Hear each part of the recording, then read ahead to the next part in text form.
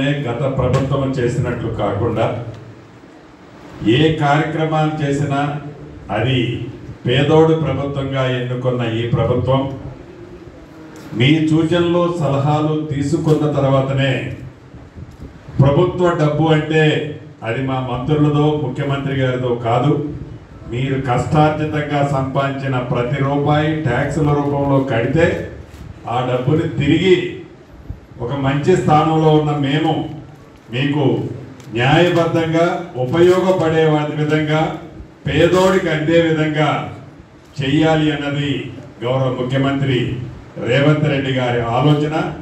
ఆ ఆలోచనకు అనుగుణంగా మీరు ఏది ఆశించి మార్పు కావాలని ఇందిరమ్మ రాజ్యాన్ని తెచ్చుకున్నారో ఈ ఇందిరమ్మ రాజ్యంలో నాలుగు గోడల మధ్య కాకుండా ప్రజల మధ్యకు వచ్చి ప్రజలతో చర్చించి మీ అభిప్రాయాలు స్వీకరించి దానికి అనుగుణంగా చేయాలన్నదే ఈ ప్రభుత్వం యొక్క ముఖ్య లక్ష్యం.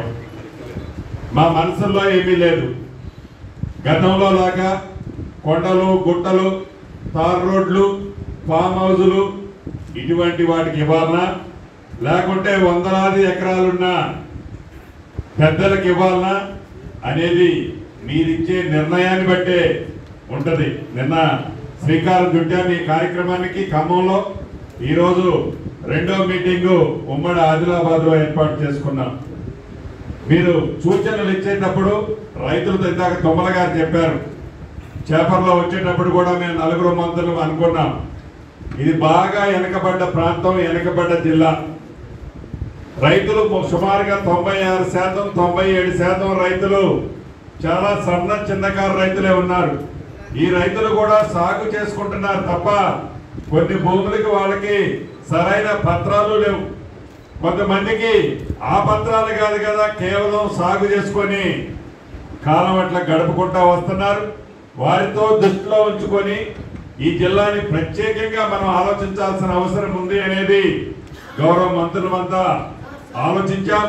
తప్పకుండా మీ ఆలోచనలకు అనుగుణంగా మీరిచ్చే నిర్ణయాలకు అనుగుణంగా మీరు ఏదైతే కోరుకుంటారో కోరుకునే విధంగానే ఈ ప్రభుత్వం మీరు చెప్పిన ప్రతి విషయాన్ని అసెంబ్లీ సాక్షిగా అన్ని ప్రతిపక్ష నాయకులు ఉన్నప్పుడే చర్చకు పెట్టి వారి అభిప్రాయాన్ని కూడా స్వీకరించి చివరికి ప్రజా అభిప్రాయం ఏదైతే ఉంటుందో ఆ ప్రజా అభిప్రాయానికి అనుగుణంగా ప్రజల డబ్బైన మీ డబ్బుని డిస్ట్రిబ్యూట్ చేయాలన్నదే ఈ ప్రభుత్వం యొక్క ముఖ్య ఉద్దేశమని ఇందాక బండి గారు చెప్పిందే ఈ ప్రభుత్వం యొక్క ఆలోచనని మనస్ఫూర్తిగా మీ అందరికీ తెలుపుకుంటూ, మీరు వివరించేటప్పుడు 1 నిమిషం 1.5 నిమిషంలో చెప్తే ఎక్కువ మంది అభిప్రాయాలు సేకరించవచ్చు.